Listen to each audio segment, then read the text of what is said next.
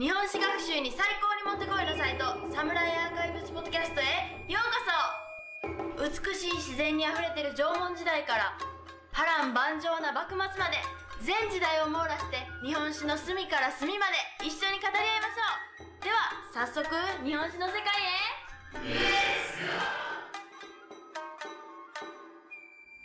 へ。Hey everyone, welcome back to the Samurai Archives podcast. This is Chris, and I'm presenting you with part 2 of our discussion on the Netflix docuseries Age of Samurai Battle for Japan. We have Nathan Ledbetter and Elijah Bender, who were in the series, along with historian Megan Gilbert and Josh Badgley from the Chronicles of Japan podcast. Also, please check out patreon.com/Samurai Archives for bonus content and other stuff. Okay, so let's get this show on the road and continue with part 2 of our discussion of Age of Samurai Battle for Japan.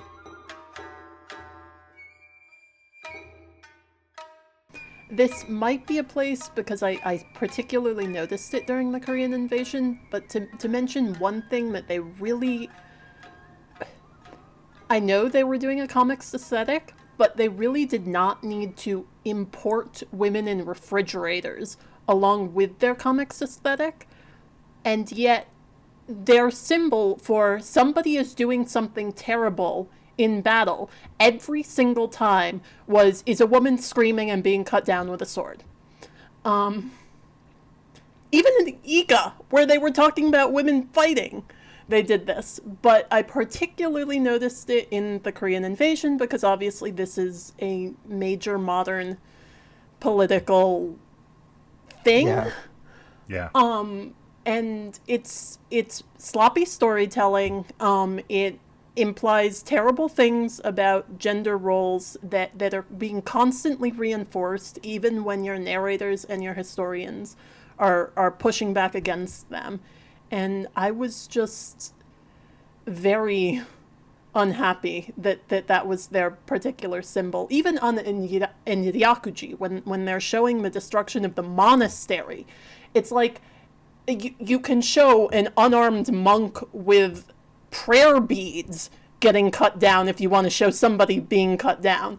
But no, it's women being cut down. Every single one. You're right. So... Yeah.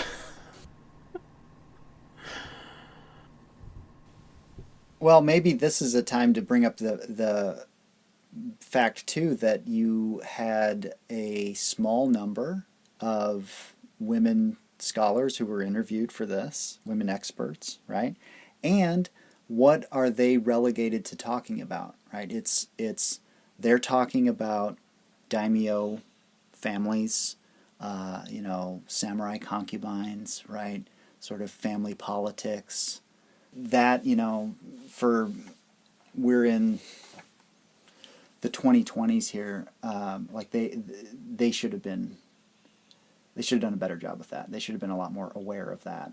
And it's not like there is a shortage, right, of people that they could have gotten to talk about those things. Yeah, that stood out to me, and I know to a lot of others, I appreciate that they were trying to put perhaps a female voice to women. However, don't relegate them there. They should have been speaking across everything. There should have been a much broader, there should have been many more of them. We have plenty of, well, I don't know if we have plenty. I think we could still use more, but we have lots of women historians who are doing Japan. It's not just as some comments said, well, maybe that's just because they do women's studies. No. We have women historians, and they can do this entire period. They could have done this entire documentary, I would suggest, with just women historians. But yeah, well, Beth Berry wrote the book on Hideyoshi, right? Yeah. Like literally. That would be Mary Elizabeth Berry, if anyone is listening to this and wants to look it up. She literally wrote the book on Hideyoshi. It's still the only one in English. And this speaks to, I do think that there's, it's the production team should have been more intentional about that, and whatever sort of range of factors, resulted in this of like, you know, they basically ended up with a manel, right? What we call in academia a manel, which is where you have just men on your panel at the conference, which is you know, it's unfortunately it still happens, but it's like everyone it's like, okay, this has to stop happening, right? So if I can chime in there on that point, even in a particularly male heavy field like military history, there are, like, I go to military history conferences and it is noticeable the difference in gender breakdown. But there are still plenty of female scholars who are not only there to talk about the women, the generals' wives, or, you know, the one time that this female warrior gets mentioned in a chronicle, or, you know, Joan of Arc or something like that. I mean, so the idea that there's even a self-selection going on, I mean, there is to some extent, but it's also the fact that they just don't get asked to do these things in the same way, because it doesn't cross people's minds, and it should.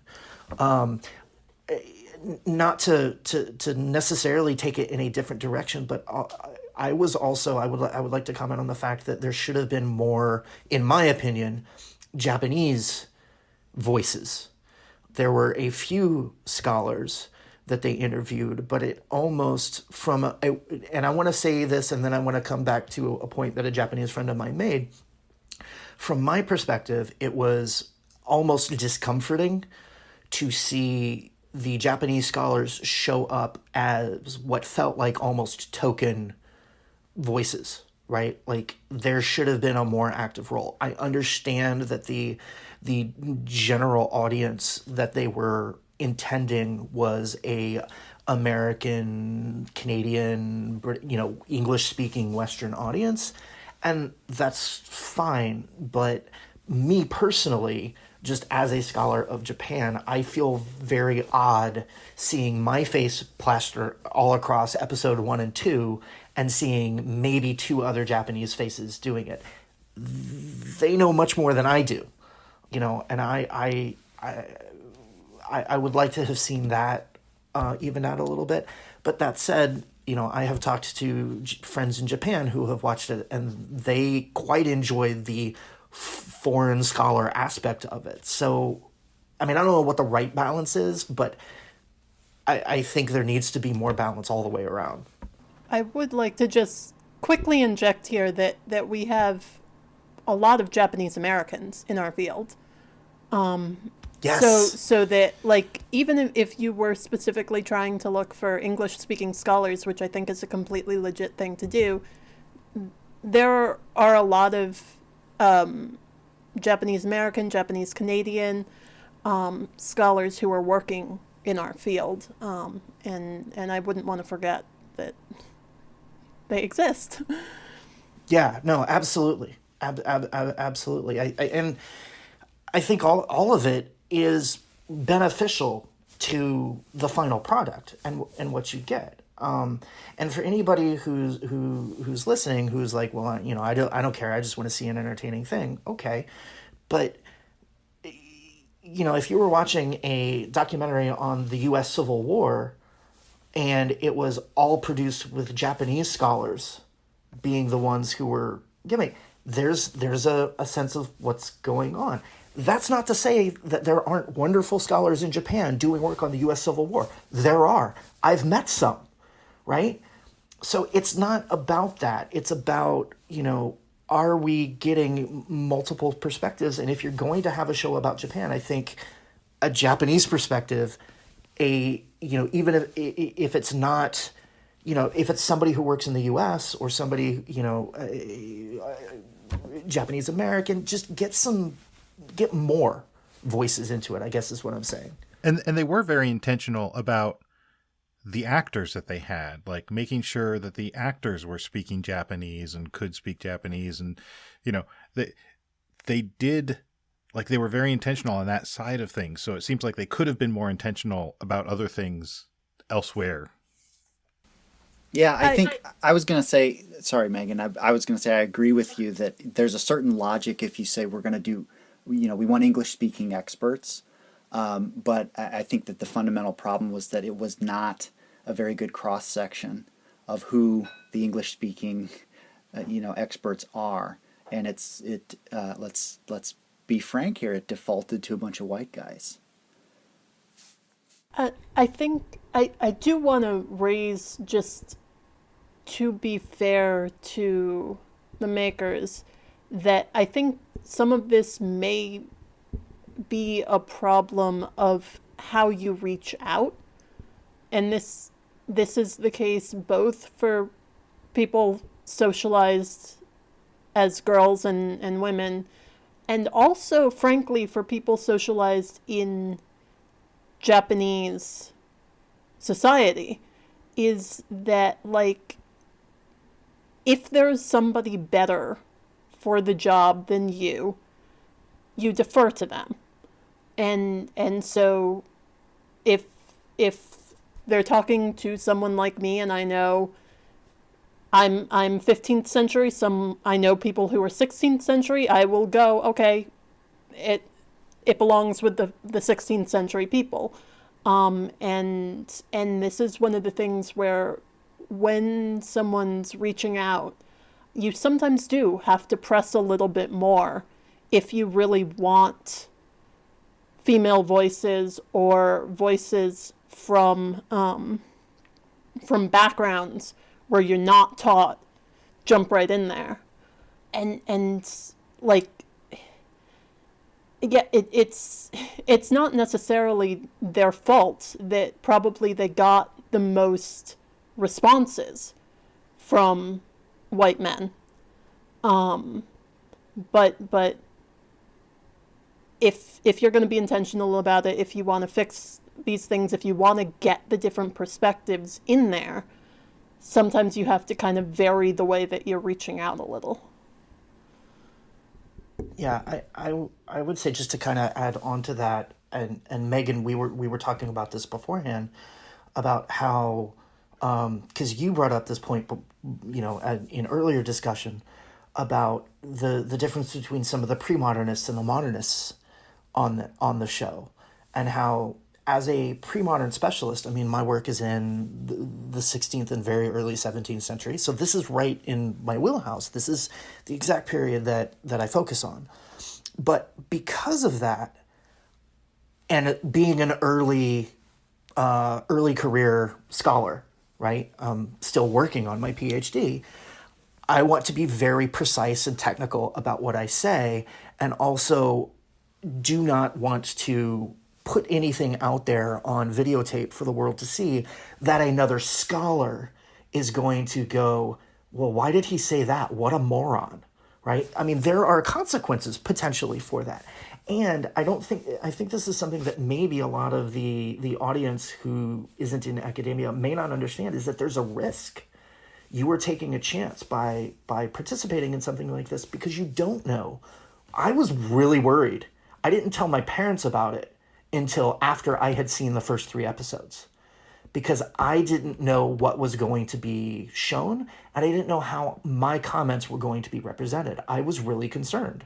I was too, Nate. I sorry, I don't want to derail you, but I have to say, right, I was very concerned, and I was chagrined when it turned out that my first line was the muskets take a long time to load. And then they played that twice before I said anything else. I'm like, oh no, I'm going to be the musket that guy. was accurate. Right. But yes, I was also really concerned about that, Nate, about, how am I going to be edited, and like, is something going to be taken out of context? But yeah, Right. You were saying you didn't even tell your parents until you had watched. Right. So to kind of, I'll actually have a funny story about that, but to continue the point first, so as a pre-modernist, and again, I'm saying this, but I want to give credit to Megan for making this point off air. Co-created point. We were talking, developed out of Right. discussion. Sure. But it's that as a pre-modernist who is a specialist in this area, you really want to be right.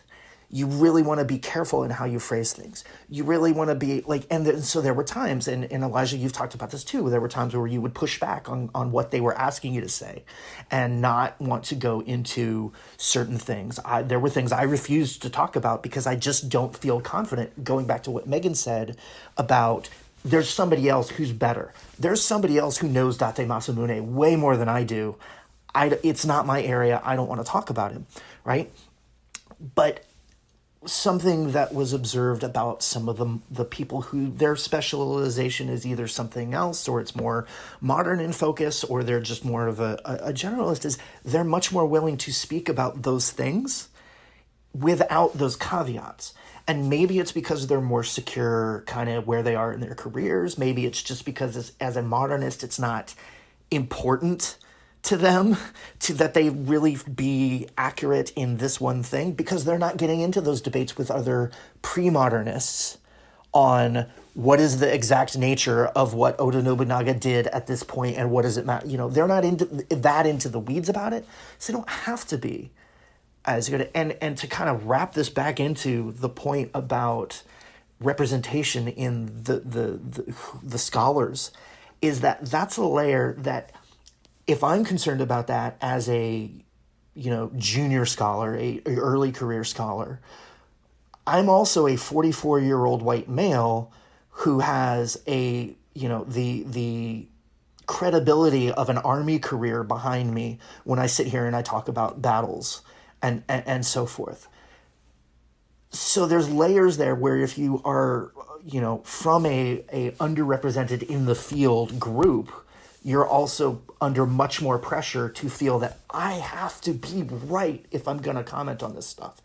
And so I remember when this was first coming around and some of these emails were going around on some of the different academic lists and stuff. And there were some people who were like, yeah, I wouldn't touch that, or I wouldn't want to do that. And I think that's where some of where that's coming from.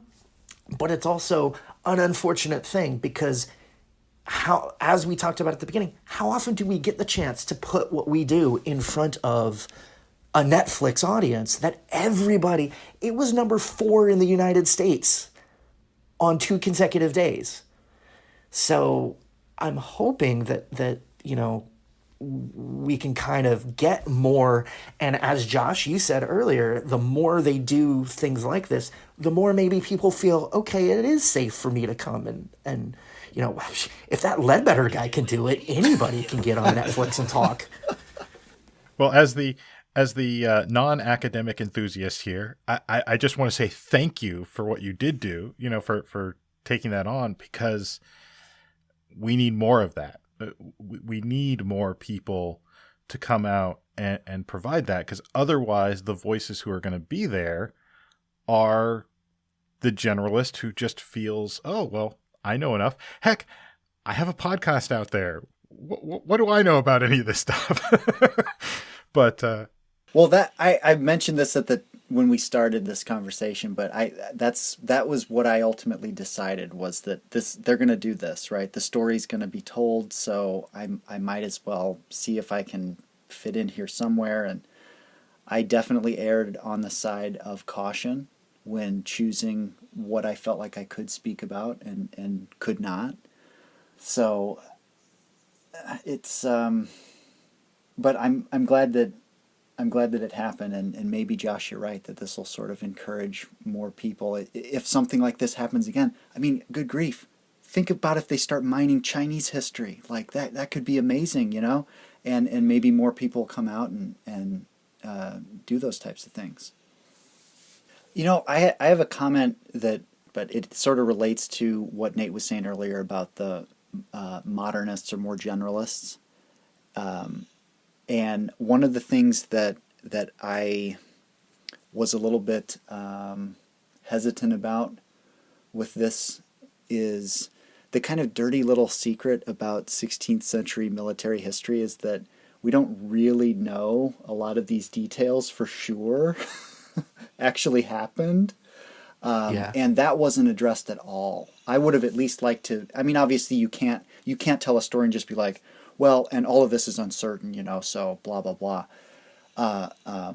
That's certainly not what historians do, right? You have to say something. But there could have been at least an acknowledgement that there's a lot of fragmentary sources. A lot of these things contradict one another. You have to triangulate a lot in terms of what account do you think is the most reliable or makes the most sense. And perhaps some of the people whose specialties are not directly in this area were maybe less familiar with that. But I think, Nate, that's maybe one reason why perhaps you and I are more careful.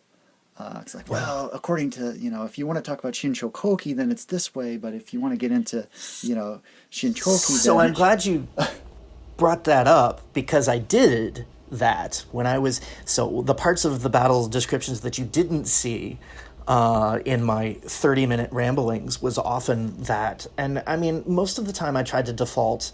A friend of mine made the comment that I'm like the numbers guy. I'm the one who was always giving the numbers of who was at what battle and how many how many were on each side and stuff like that. Because for me, as a, I'm somewhat a new school military historian and looking at the social changes, but I'm also an old school historian, and I'm interested in who had how many people at what battle and what tactics they used and stuff like that, right? So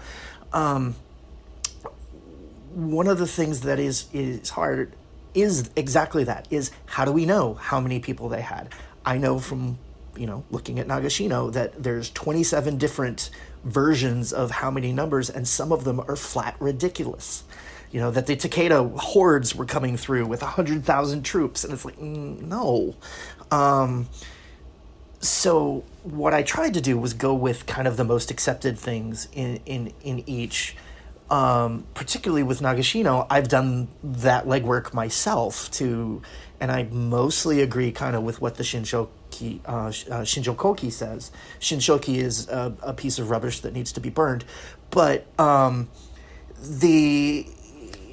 it's very interesting if you're interested in Edo period propaganda. That's like Koyo Gunkan, but anyway, for yes. Sakai people, oh my right? gosh. That's from Koyo Gunkan. Why? So one of the interesting things is to kind of jump off this for a second as a tangent is that I had several people contact me afterwards who had some vague connection to things, and they were looking for sources on things, and one of them had listened to podcasts that I had done on Nagashino back in the day when I was working on it at University of Hawaii and so on, and so they were like, hey, I'm looking for, to read more about that. What would I read? And like, that was my response, was like, don't read the Koyo Gunkan or the Shinshoki, because they're absolutely useless. But to go back to the kind of the point, though, is that there are all these things out there, and you have to sort through them all. But part of sorting through them all is knowing that they exist and not just reading the some other historian's account of it, which is, if you're a specialist in 1920s Japanese domestic politics, then God bless you, because that's not a field that I particularly enjoy, and I'd be very happy to read your work so that I can then incorporate it into my class. But the reverse is also the case. You're not going into the same sources that we are to dig through and pull all this stuff apart.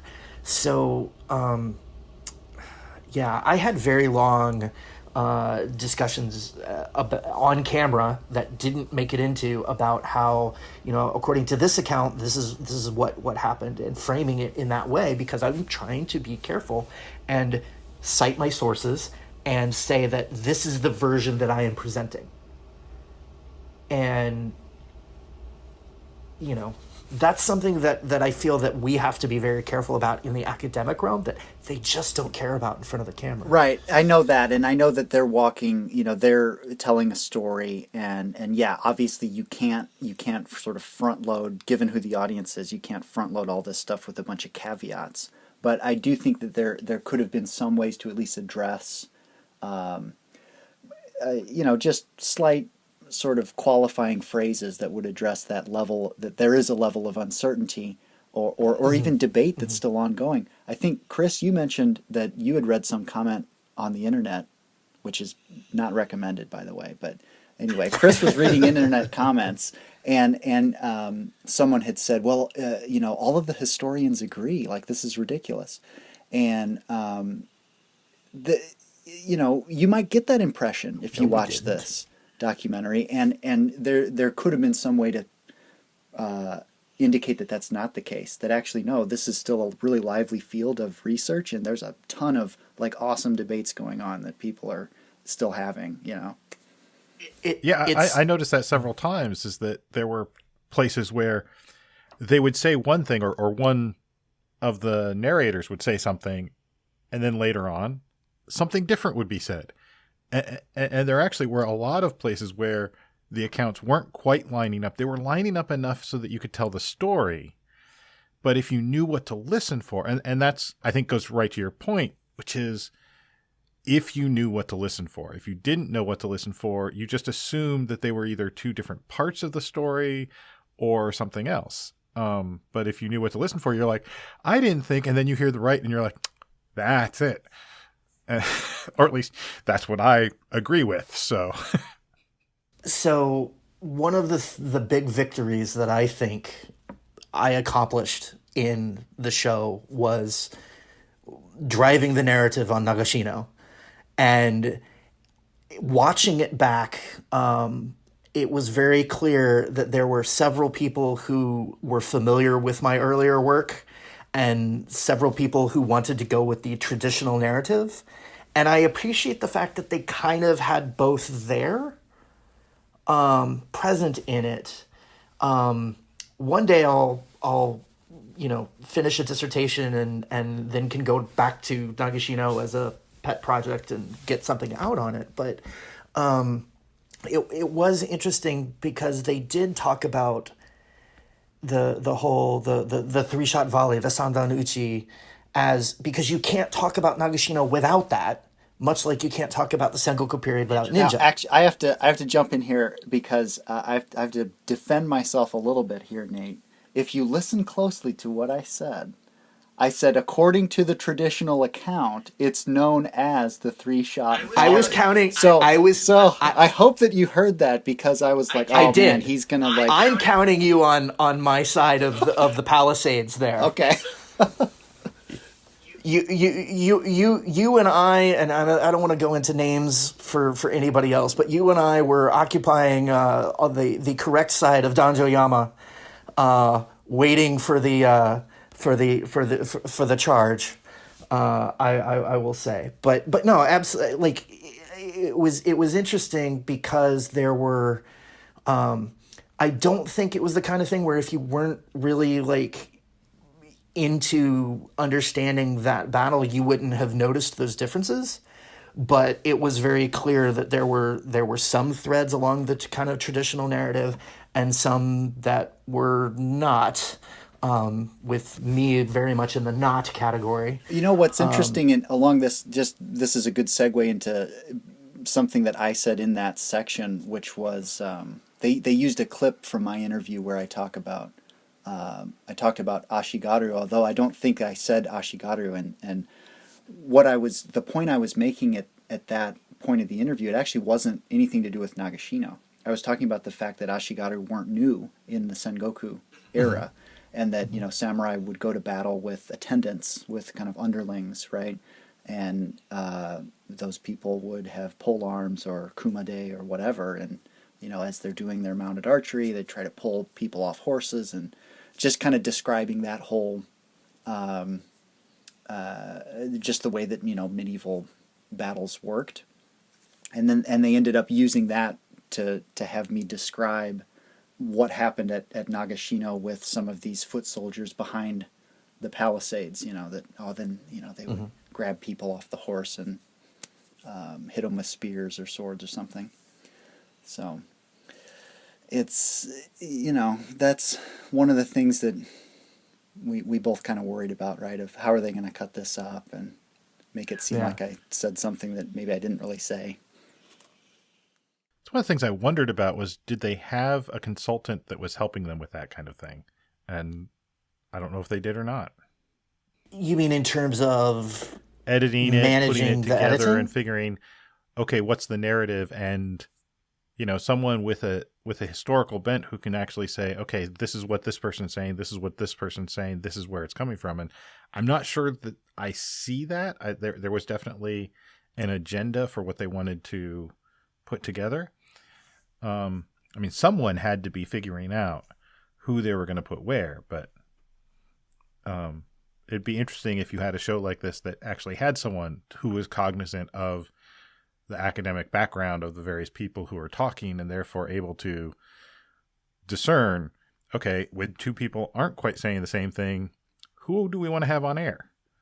I don't know that they had that, although at this point I do feel sort of obligated to compliment the people involved in making the show, because there was a kind of core group of people who had definitely done a lot of research, had probably gotten everything they could get their hands on in English about it, which let's be honest is not much, especially if you want to just focus on like details of military encounters.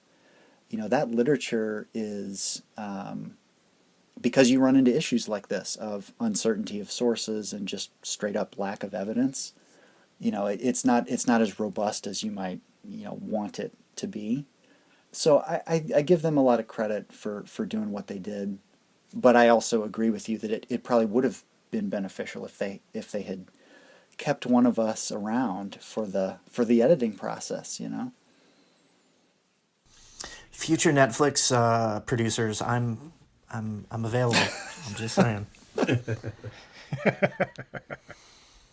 All right, one more thing before we adjourn for the night, I really want to quickly address, because I feel like I would be remiss not to, for the benefit of the listeners, are a couple obvious narrative choices that they made that anyone with a very average background in Japanese history, our listeners would have picked up on. I just have 3 examples. You may have more, but I just want to throw these out on the table here. We have Hideyoshi engaging in individual combat with Yoshimoto at Okehazama, which we know didn't happen. He didn't kill Yoshimoto. We have Oda Nobunaga killing himself at Honnoji, and then you have Akechi Mitsuhide standing over his corpse, which that didn't happen. There was a fire, burned down, his body was never found. And then the last one, and this one I'll aim at Elijah specifically, but anyone can kind of touch on this, is that they heavily implied that Shingen was planning on marching on Kyoto, and I don't really think that's the case either. There's a few more, but those are the 3 that really stuck out to me. So I just want to get all of your input on these 3 things. I feel, for my part, Akechi Mitsuhide standing over Nobunaga was, that's an obvious dramatic license. They wanted that shot. That's dramatic license. But I don't know. How did you feel about that? And what did you think of those other things? I'd say from my perspective, having Hideyoshi there and standing over the body of Imagawa Yoshimoto, that point, because the visuals said one thing, but the words that were being spoken weren't saying that. But it then made it imply a certain thing. And it actually kind of destroyed part of my trust at that point in the rest of... I very much had to almost close my eyes and listen to what was being said and try to divorce that from what I'm seeing and vice versa, just so that I could try not to let that influence too much what was coming across.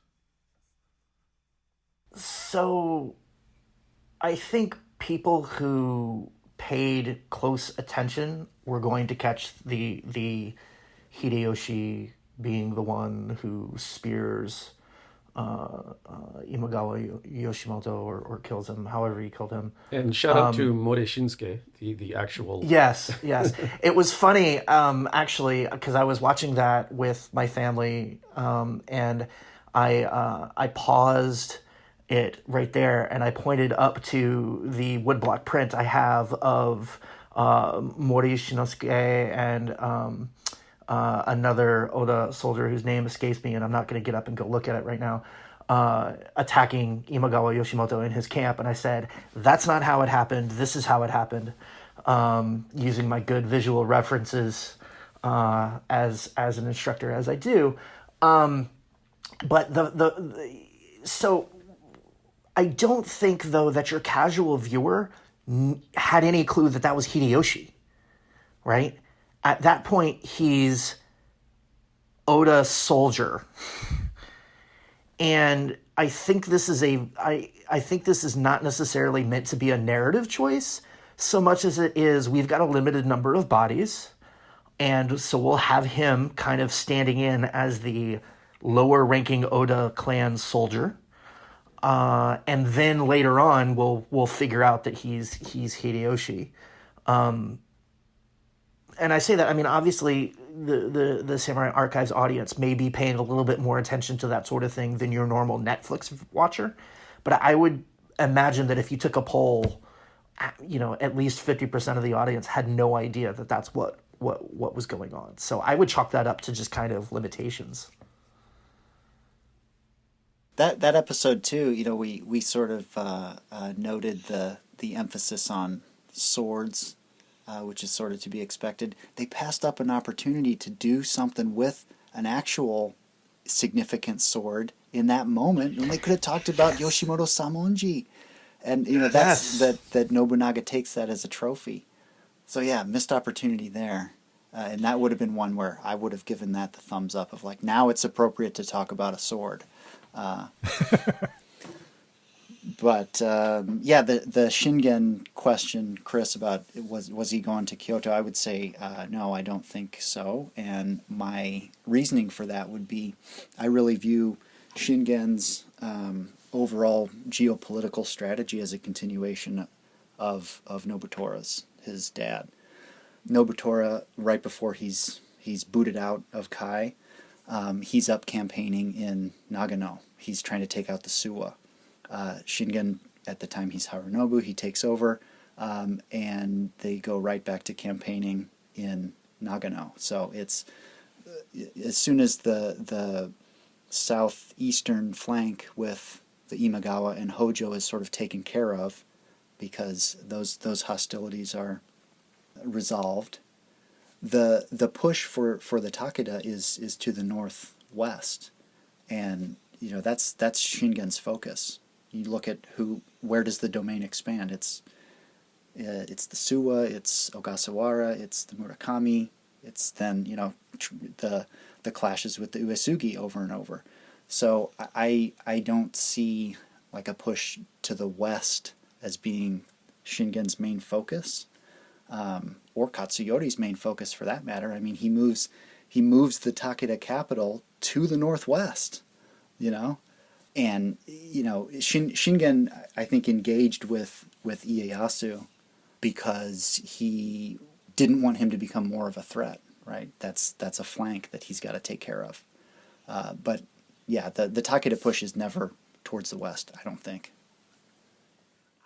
I will. I just want to chime in here on that. I will defer to Elijah on the inner workings of Takeda, Shingen, and Katsuyori's strategy per se, but what I think is important to point out is that this comes from this notion we have of Japan as a giant risk board, and everybody is trying to get to Kyoto because that's how you become the shogun. And we already talked about the title of shogun and its varying importance over the years earlier. But that's what's going on here is this assumption that that's what everybody is trying to do, which is a very false assumption in many ways. One thing I wanted to point out that I thought that I was happy to see included was, I believe it was Tomoko Kitagawa mentioned the whole syphilis thing with Hideyoshi. That's one theory that I've always liked, and it's never really been pursued. So shout out to syphilis. Yeah, well, I mean, Wayne Ferris has done a little bit with syphilis in Japan and in pre-modern Japan, and he comes to the conclusion, this is in the Japan's Medieval Population book, that that it was really widespread by the time you get to the like mid 16th century. Now he has, he's sort of tracing this back in terms of where does it come from, but it seems like it actually does arrive as a result of Europeans, but then becomes really widespread in 16th century Japan. So yeah, that's just another one of these just fascinating little tidbits that again underscores that interconnection, right? It's all over the place in Sengoku. The Portuguese brought not only muskets, but they also brought syphilis. It could be. Europeans ruin everything. Bunch of white guys come in. Yeah. The Chris, you mentioned the depiction of Mitsuhide standing over Oda Nobunaga's body. I think we should clarify for anybody who doesn't know that the standard story is that Nobunaga's body was never, that he does commit suicide, but that his body is never found. And then, of course, this then spawns a whole genre of stories, both either about him surviving and going somewhere else, or just, the mystery of what happened to the body and so forth. There were some other things about that depiction that really bothered me. Some of which are just, details that maybe only people like us care about. But he said whoever was speaking, I can't remember if it was the narrator or one of the historians, but they say that he goes and kills Nobutada at Azuchi, and Nobutada was in Kyoto at another location. He was actually at the Nijo Palace, if I'm correct, but I know he was not at Azuchi. And it was not the Akechi who burned Azuchi. It was actually one of Oda Nobunaga's other sons who burned Azuchi in haste to escape, because they had not prepared defenses and the forces were scattered all over the place. So rather than let it fall into Akechi hands, he destroyed it. There's actually been a lot of work on Azuchi Castle itself done in recent years. And some fascinating things going on there that we don't have time for. But that was one of those things that it's like, okay, here's this narrative of Mitsuhide as the destroyer of the Oda. And I mean, do the details matter in so much? I mean, does it really matter whether they show him standing over Nobunaga's body or not? No, not necessarily. But the narrative is that you normally hear is very different. Not only that, but there's also that recent story that came out that Mitsuhide was potentially miles away at the time. So there's that. Right, and I think we discussed that via email, but the assertion that there's a document that was found that was written many years later, that was I mean, it could very well be the case. I think it makes logical sense.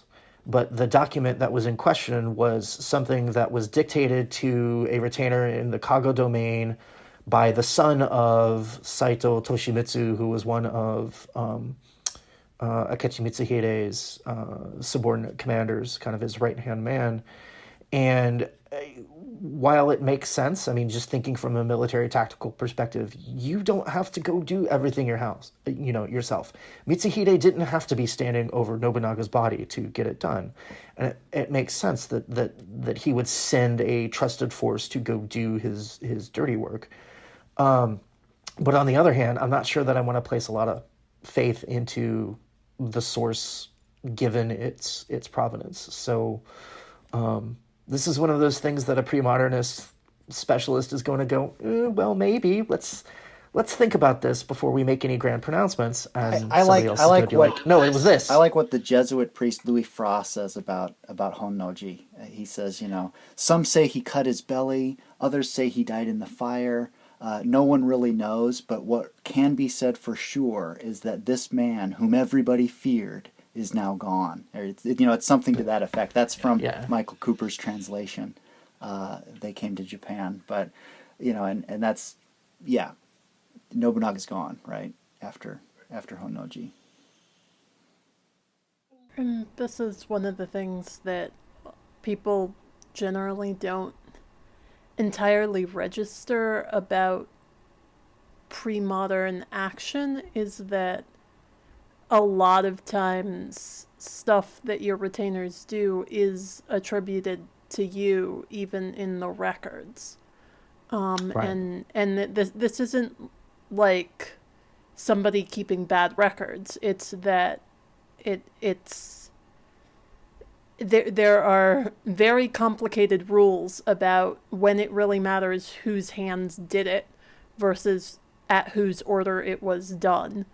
And those are they're sometimes really tough to navigate, but sometimes you just go, you know what, artistic license, here are the two big names, we're going with that. And that goes with the theme that I think everyone's been talking about, which is a lot of these documents and our sources for this, since there's no one around to talk to anymore, all the documents are attempting to, I would assert, provide a truth. But unlike what we think of as truth, which is fact may or may not be quite as important as some other truth that they're trying to get, whether it's a political reality, whether it's, as you said, there's a certain social status or reason for, I'm going to put this person instead of that person because they're the one who commanded or were in command or whatever. That's all stuff that you have to understand. And some stuff might not be important, like the numbers may or may not be important for a given thing as long as they're generally in the neighborhood of what we need it to be known. So I have two things on that. Number one, you're absolutely correct. Many times it's the truth that they are saying and not the facts that they are saying. A case in point would be to Elijah just referenced Jesuits and their letters. Many times they are trying to give you a version of the truth that validates their belief in what is happening and God's presence in the events that they are recording. So when you see things like Nobunaga's death, I mean, Royce is talking about how he dies because of his hubris and thinking that he himself is a living deity and so forth. I mean, you read about the Battle of Mimikawa in Kyushu, and Freud says that the Otomo lost because they were insufficiently pious. Which, if you asked any of the Otomo, they'd be like, "What the heck are you talking about?" Or I mean, it's just we lost because we were completely uncoordinated, and the Shimazu kicked our butts. But so there's that aspect of it, but there's also, when you're dealing with the sources, so much of it is understanding not only what is left unsaid, but what didn't need to be said. Because for me, in dealing with accounts of battles and so forth, when you're writing to an audience who has also been at battles, who is familiar with what's going on, even if they weren't at that battle, they know warfare, right?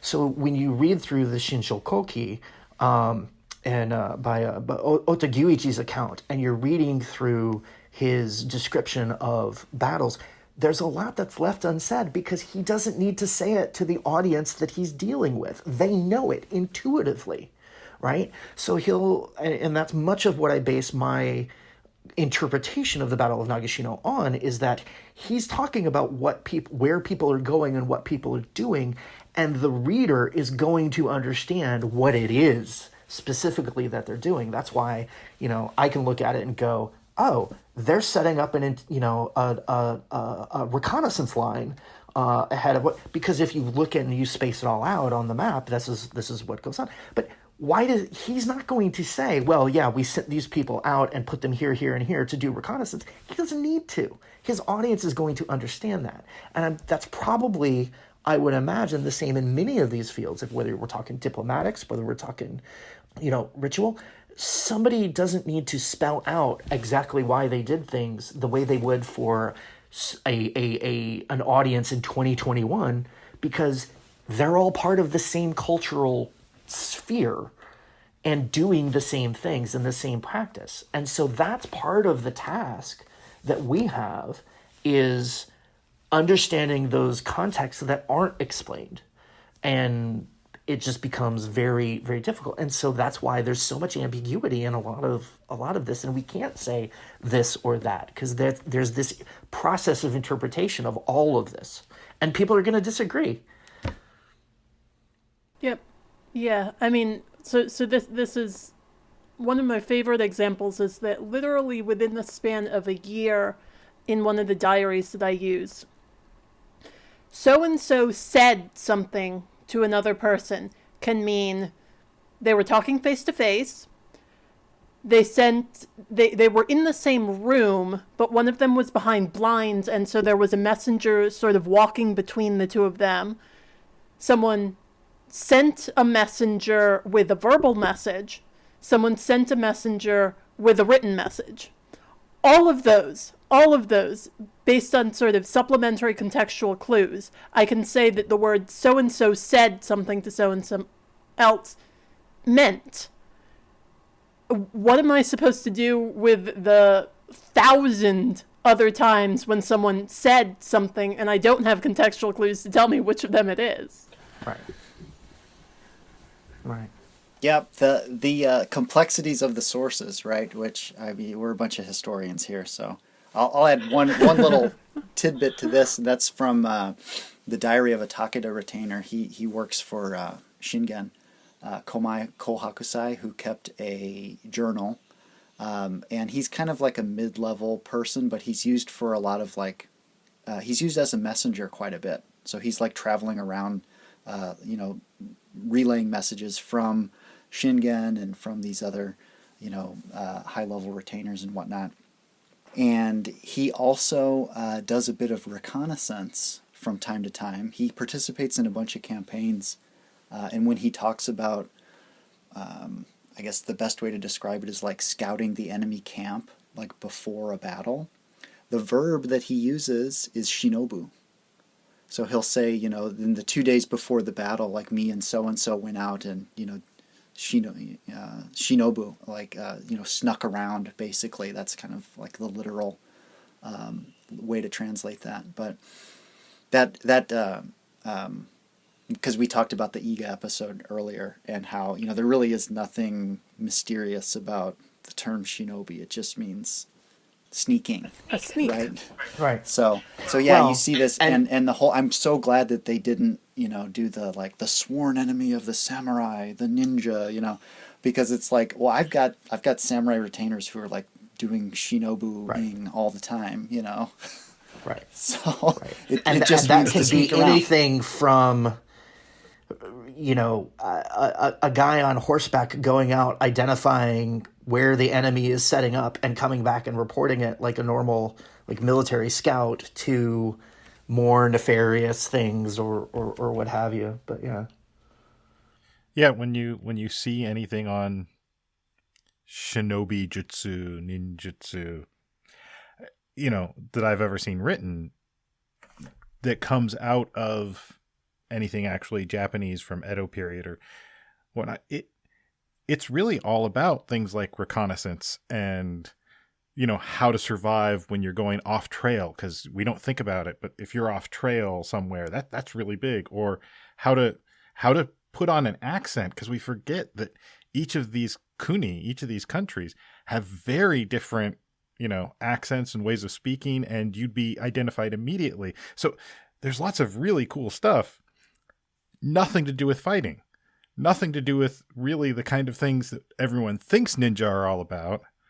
It's all about stuff that any survivalist probably, thinks about, and certain other professions, but not what you would think of in terms of like black jammy ninja.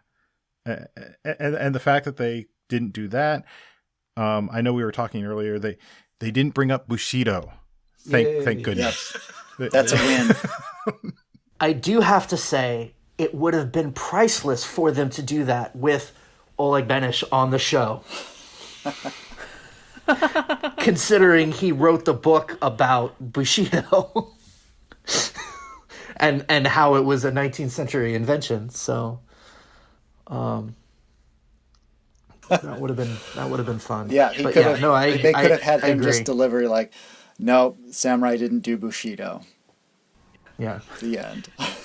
End of interview.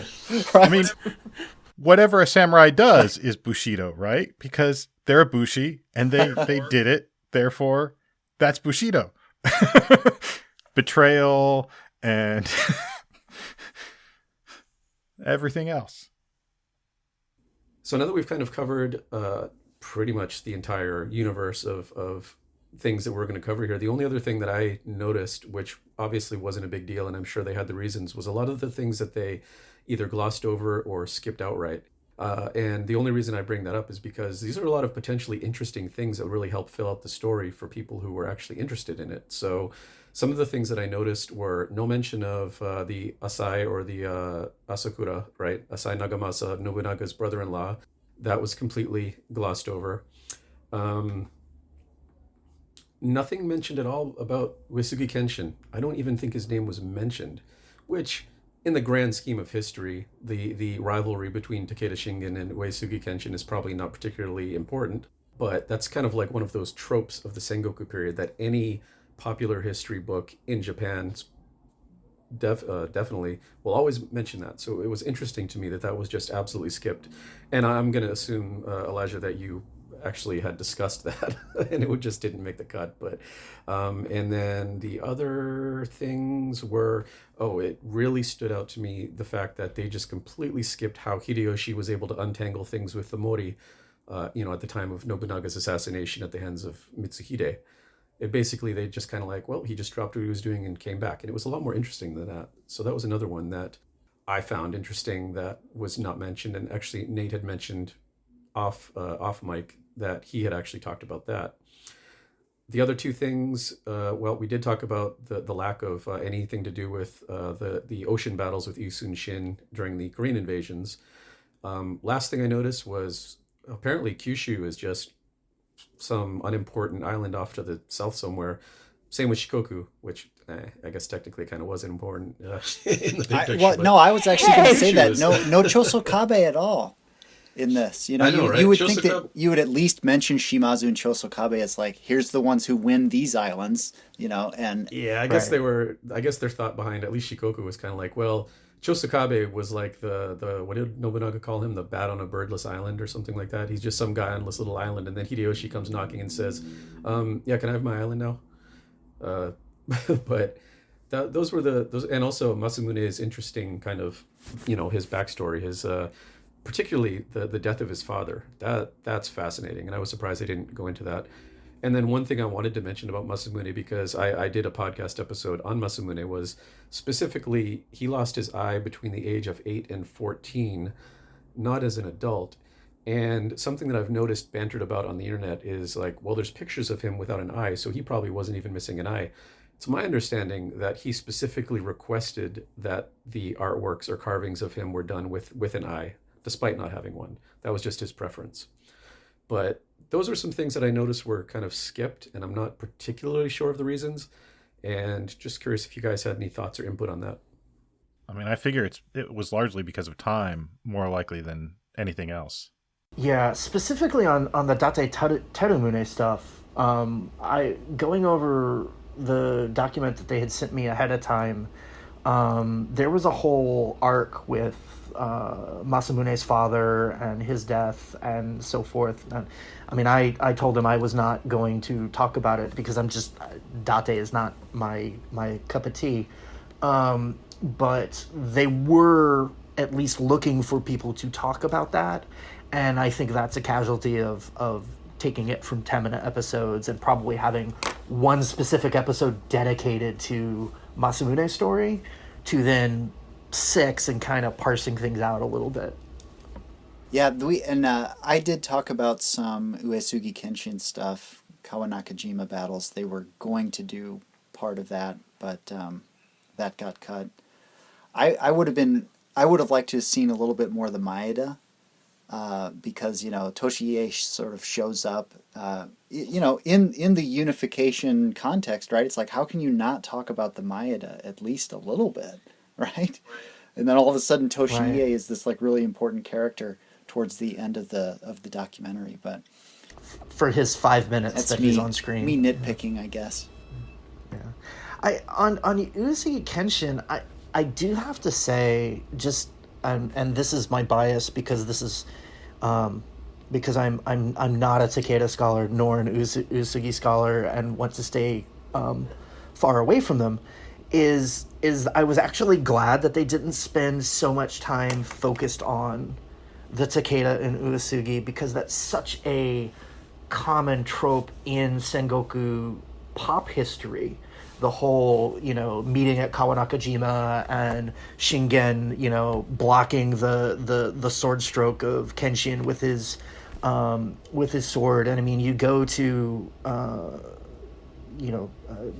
locations associated with them, and you'll see those statues, and so forth. But I was actually glad to see them move away from that, even though it is interesting. That's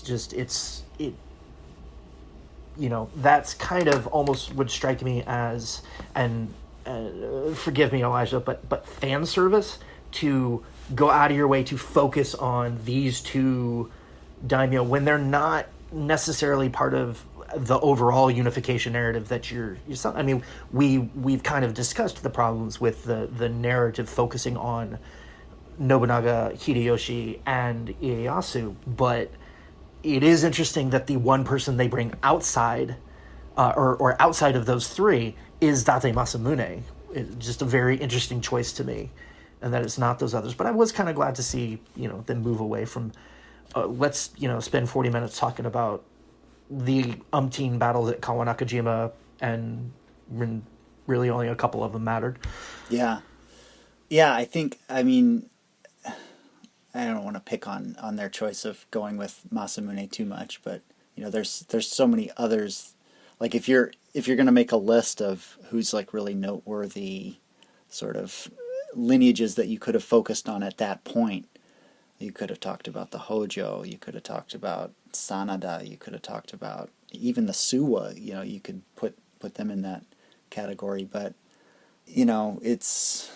I think that Masamune has this sort of, he's like crossed over, right, into like Western pop culture through various means. So I feel like from their perspective, they were probably thinking, we have to talk about this guy if we're going to tell this story. Like, he's got to show up because this is a character that a lot of people know about. I just think that he was playing several roles, and I'm not sure that there's any other one person who could have played all of those roles. So there was sort of the wild, wild west of northern Tohoku, which is, it's a thing in Japanese history that like this region is really difficult to control. There's a reason why the domains up there are gigantic. But it also let them get in Ieyasu's somewhat spectacular ability to, like, win over potential enemies from a position of relative weakness. And I think both of those are really pivotal aspects of the latter half of the story. And I don't think there's any other one person, even someone less famous, who could have gotten them both. If they'd done the Shimazu, they would have had to go in completely the opposite direction, because he does not get along. Ieyasu does not get along with the Shimazu, and you would have been telling a completely different story there. Yeah, that's when you said that, I was thinking that of, like, in the East, Masamune is the only one who like sort of goes over, right? Because they would have had to do the opposite if they went with the Hojo. If, like, here's the people who just dug in their heels and decided that, no, we're not going to go along with this. So, well, if you'd done the Hojo, then you could have done the story of Ieyasu basically absorbing their entire organization by some other miracle, but that would have required a lot more of kind of an on-the-ground story rather than an interpersonal story. well, and I mean, I would have loved to have seen that, because when the Tokugawa move into Kai, it's, what do? they take all of the stuff that the Takeda have set up and they just, okay, it's going to stay the same, and now you all work for us. So... Meet the new boss, same as the old boss. Right. But that, I can understand why they didn't get into that whole aspect of it. So on that, two things I wanted to say. Number one, with just the portrayal of Masamune, one of the interesting things that one of my Japanese friends noted was she really enjoyed watching the entire thing. My friend is a formerly worked with Fuji Terebi or Fuji Television in Tokyo, and so knows a lot about the production and had very actually complimentary things to say about the production values, the editing, and so forth. But when I was talking to her about the acting, she actually quite liked some of the other portrayals of these no-name actors that nobody knew, had ever seen, and she liked the fact that Nobunaga was portrayed kind of as this wild character. Like they kind of continue the whole young Nobunaga look through the whole thing, whereas in normal Japanese portrayals, it's often like whoever the hot young boy band actor is of the day is playing the lead role, and or at the very least it's some handsome guy, right? So she liked that, and she was, as she was describing it, she's telling me all this stuff until she gets to Date Masamune, who actually is played by a well-known Japanese actor, Ito Hideaki. And she said, which was fine. There was nothing necessarily wrong with his portrayal and nothing about him as an actor per se, but that it broke up kind of this illusion that she had as she's watching the show, where she has no idea who's playing Toyotomi Hideyoshi as an actor, as a person. So in her mind, that's Toyotomi Hideyoshi, right? She's going with it. She's into it. And then there's this person that she recognizes from other things that was very different, and she said that took a while for her to adjust but going back to, I think it was Megan's point on Tokugawa Ieyasu and how they use the character of Masamune to kind of show his ability to maneuver people onto his side, shall we say, right? One of the things that I talked about in the interview portion about Sekigahara that was unfortunately, in my opinion, cut, was Ishida Mitsunari and how bad he is at human relations and how he manages to literally piss everyone off on the side of the Western Army that he's trying to lead. We talk a little bit. What they did was they kind of used the character of Kobayakawa Hideaki as the focal point for that idea. But I talked about how the Shimazu hated him, and I talked about how other people, the Mori, hated him. And it's not just Kobayakawa Hideaki. It's this whole thing where people on the Western side were dragging their feet because they didn't want to be... some of them didn't show up to Sekigahara because they were moving very slowly because they didn't want to work for Ishida Mitsunari. The Shimazu fought at Sekigahara very bravely, but were not at all interested in participating in Ishida Mitsunari's plans. And so I think that's a dynamic that they could have done a little bit more with to kind of show that dichotomy. And here's Tokugawa Ieyasu getting all these people onto his side and kind of maneuvering into victory by convincing people to work with him, whereas Ishida Mitsunari was like I think at one point he's called this schemer, when he's really not a schemer. He's really like the incompetent middle manager who is trying to lead, but is managing to, like Dwight Schrute of The Office, make everybody mad.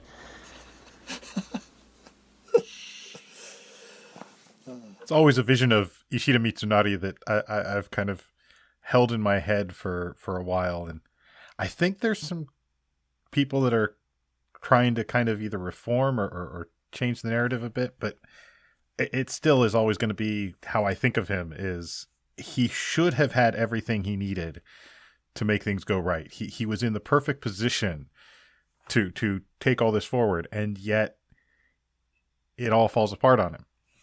So, yeah.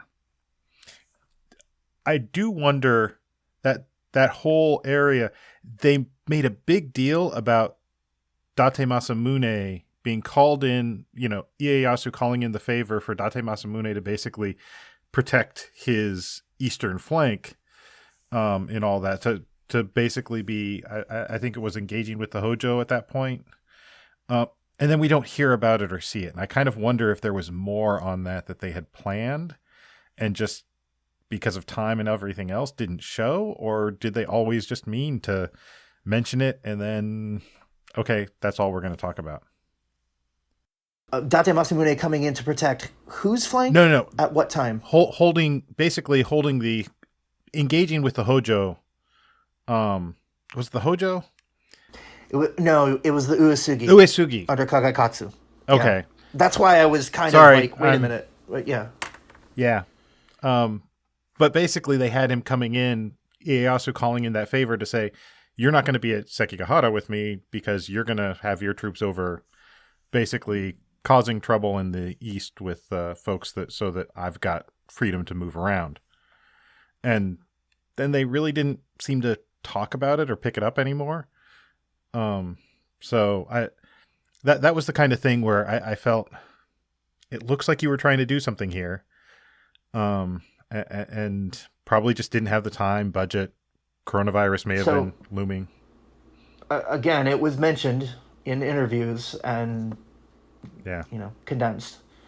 So, if we can have a wish list here, you could totally do an Uesugi and Takeda focused story of this, and you could get into very fascinating sort of religious life complexities, and also get into half of the battles that we didn't get to see in the Unifier's narrative. So, like, if they're looking for holes to fill, that one's a great big gaping one that would actually have a pretty good narrative thread. And I think that's a great point, Megan, and it reinforces something I was thinking about earlier, which is this whole discussion to me has just illustrated how much of a regional story this is. I mean, cards on the table, I'm very much a regional historian, but it just goes to show you that, like, the stuff that's going on in Western Japan is way different from the stuff that's going on in Eastern Japan and Tohoku, and then you throw in the Seto Naikai and Tsushima and all this kind of stuff. Then it's like there is this tendency to focus on the Kyoto-centric kind of center-out story, right? But that's not even the main thing necessarily for daimyo in different parts of the archipelago.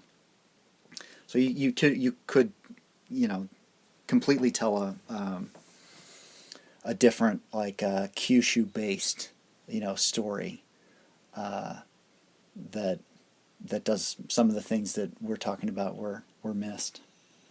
Well, the whole idea that these are separate kuni, and that I don't think we give that enough thought, that this isn't Japan. Like, today Japan is a political entity that is a certain thing, but and we tend to look at Japan even today and kind of assume a homogeneity amongst regions and people and everything that isn't necessarily there. I mean, certainly television and other things have made things, have homogenized a lot of different things. There are certain bits of culture that have definitely kind of apply throughout.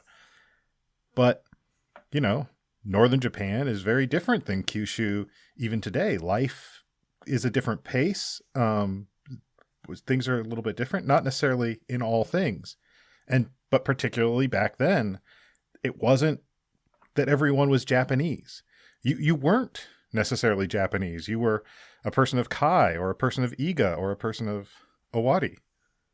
So there's a whole section of scholarship in primarily the Edo period that talks about kind of the way that this transforms as part of the early modernization of Japan. And I mean, whether you're looking at the Sankin Kotai system, bringing samurai retainers and daimyo from the regions to Edo, and then the intermixing and exchange that then goes back out with that. I mean, that's very clear, the Constantine Vaporous story.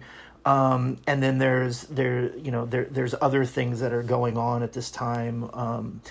The pacification, so to speak, of the country so that it's not at war all the time means that travel is now possible, and that you can have people moving, in various forms, whether it was religious pilgrimage or whatever it can be.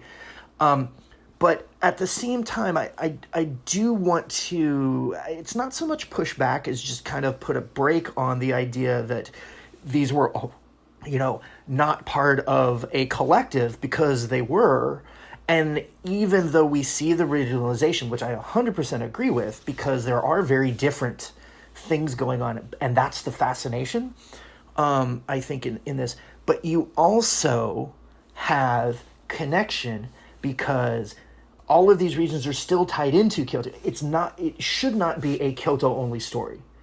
But at least looking at my region that I focus on, Kyoto is very much present in what the Shimazu are doing, what the Otomo are doing. You have Otomo Sorin applying to the court to receive titles that don't matter and nobody has cared about, but they matter, right? Like, they matter because people think that they matter. He wants to be the Kyushu Tandai.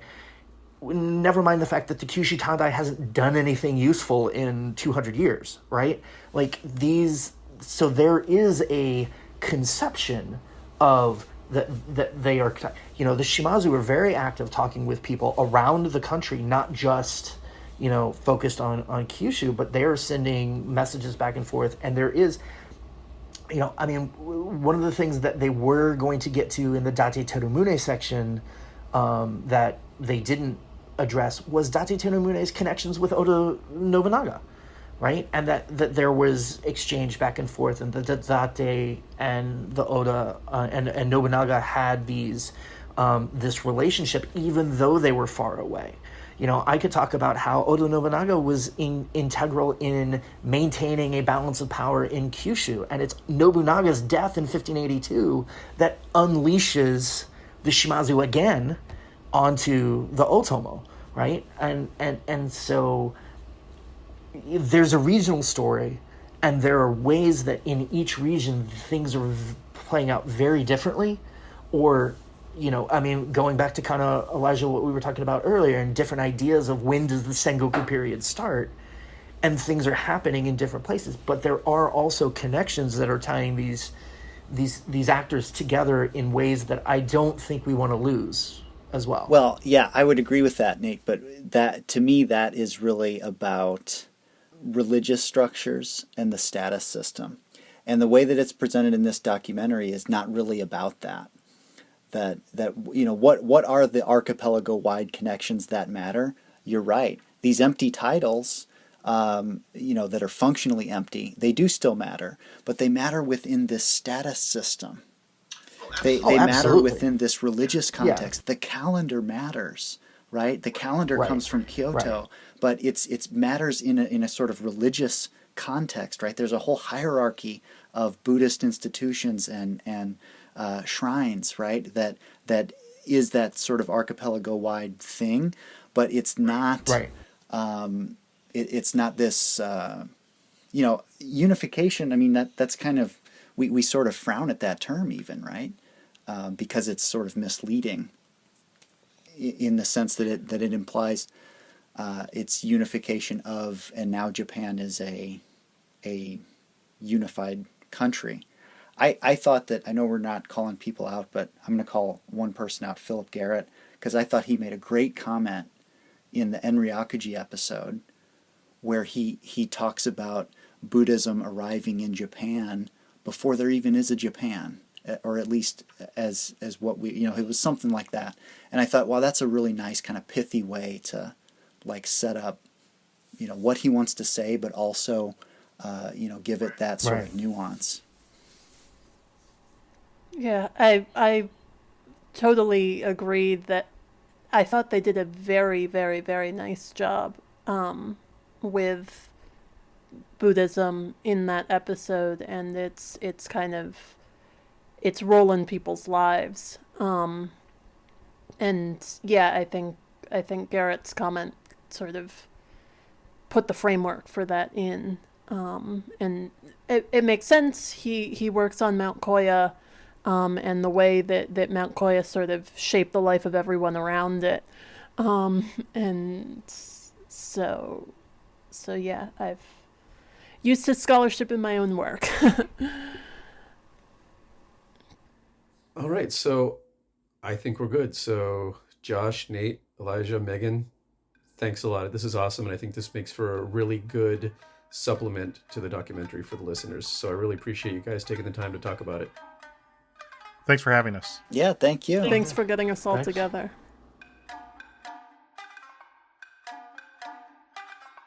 Okay, so that's it for this episode. Stay subscribed to catch future episodes on Japanese history, and check out patreon.com/samurai archives for the mountain of content over there and to support the podcast.